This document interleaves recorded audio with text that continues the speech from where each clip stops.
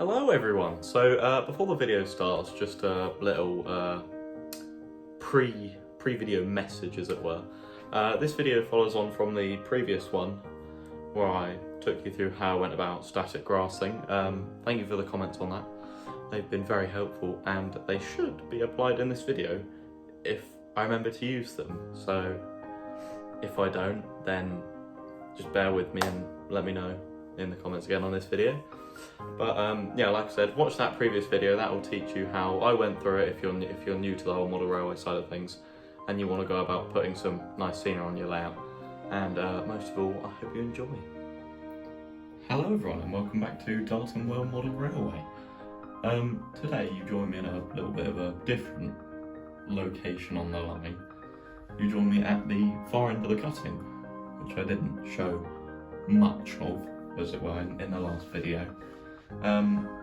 In this video we're going to be doing more plaster clothing as well as painting up and potentially putting some ground cover down. Hopefully is the plan if we can get it all finished by the end of the weekend. This is all new. This was laid midweek as of recording. And then I've no idea if you guys can see, but this, from this board, from this bit of polystyrene here, this slopes down into a nice gradual join onto the ground to create a nice sort of sloping bank effect is what I'm going for, which will continue round, build itself up into the cutting, follows it through, so then hopefully I can get some cool video shots of the full tank or something going through. I think that'd look quite nice.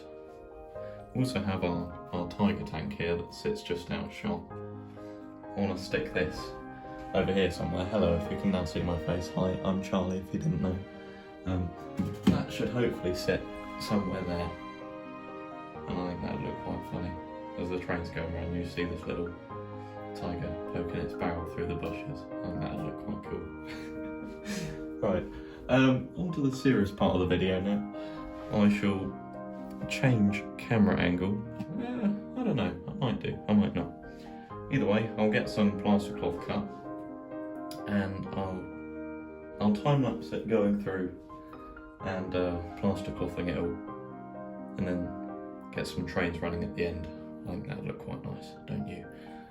We'll also be doing this bit at the back here. If you saw in one of my last videos, it was literally just a blank hole where one of my old engines was sitting in, rotting away. But we've decided to cover it up. I'm not sure whether we're going to leave it as that. I think we probably might do, and then I'll use some offcuts if I change my mind, and we'll build up at the back or something. I don't know. It's quite a nice height as it is, and we'll get some trees, some foliage, maybe a path or two leading around, get some train spotters up there, taking some photos of all the lovely steamies going past. Right, let's get to it.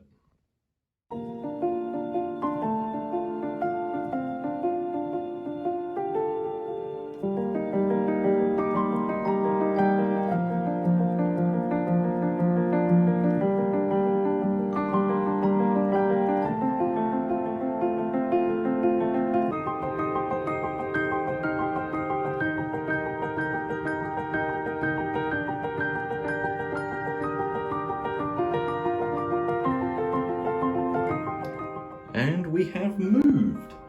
I've laid out plaster cloth just dry, just round, to sort of give me an idea of how much I need to cut. I'm gonna need to cut a little bit more than I would have liked, but you know, what can you do?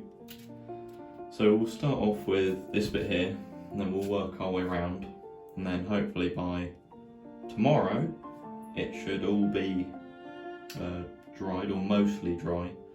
We'll get a coat of paint on it, and then if that dries by mid-afternoon, I might be able to get some ground cover on, which will be one step closer to getting this part finished off, which I am quite looking forward to, because I'm quite looking forward to seeing some trains run through here. I think this will look really, really nice when it's all done.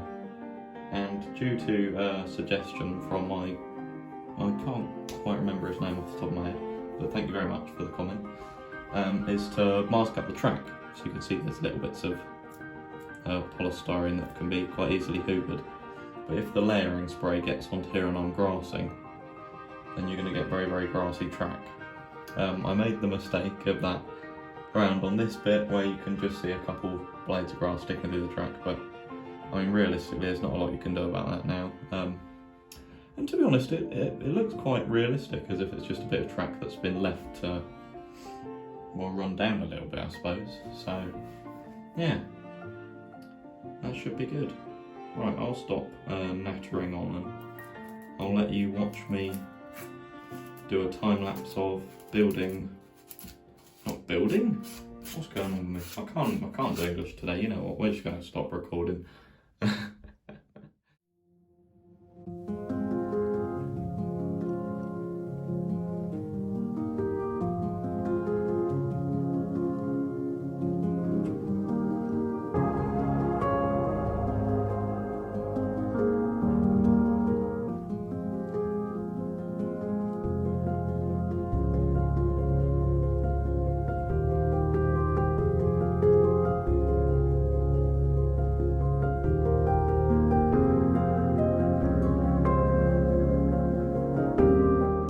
Hello, welcome back. It's everyone's favourite YouTuber here, Mini Hail Trains.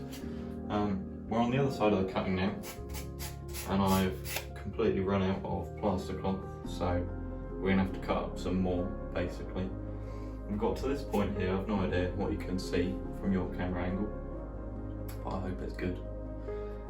We're going to try and get all of this done, and then I'll show you some trains running through it, because I think that'll look quite snazzy. Yeah, this should be pretty good.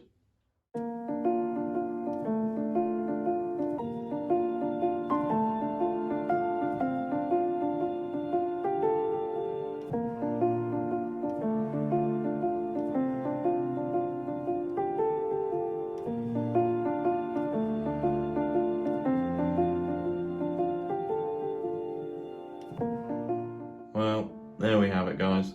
That is all we've got plaster wise, I'm afraid, but you can see where it's sort of going to go. It'll follow its way around.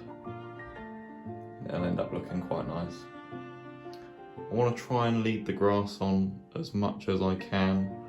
I want to try and lead this plaster cloth on as much as I can around the bottom there, to try and give it a sort of lip for the grass so it doesn't just drop straight down, which will be a bit annoying.